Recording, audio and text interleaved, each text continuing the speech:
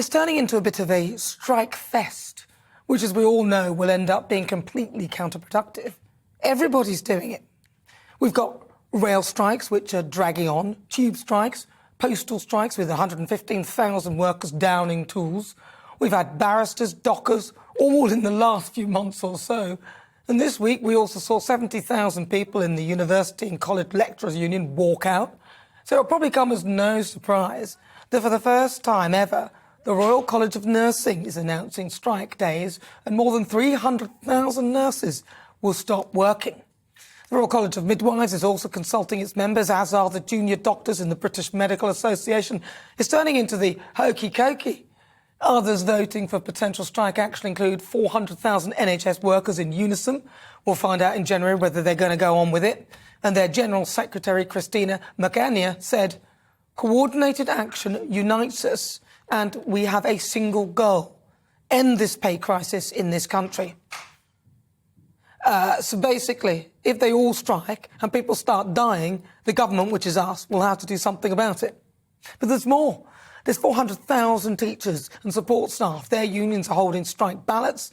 The Scottish Teachers' Union is already taking action.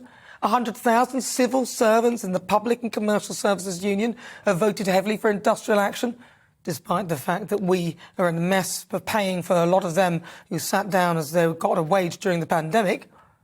And there are also disputes involving airline ground staff in the GMB, some dock workers, London bus drivers, BT and outreach staff. It's just a long list of people who want more money to combat inflation. At this rate, nobody will be at work. This is getting ridiculous. There'll be no one working to pay for all of this. We need business and industry to move, to pay for this. And if the world stands still, nothing will happen. Put it this way. The last time there was a general strike, because this is where we're heading, it didn't pan out well. In 1926, the general strike there, where over 1.7 million people went on strike, Conservative Stanley Baldwin, who was in charge, he was well prepared. Within 9 days, the strike was called off. Now, you could blame this on disastrous Tory rule, because it's been pretty bad. But would the Labour Party fare much better? It's difficult to fathom how they can do any worse. But just this week, in Prime Minister's Questions, Rishi Sunak demanded Labour get its union paymasters to call off the waves of strikes and save Christmas for millions of families. Frankly, I'm losing sympathy for these strikers.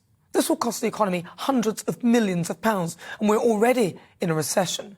People are cancelling shopping trips, parties are being axed, along with festive trips to pantomimes and shows, all under threat.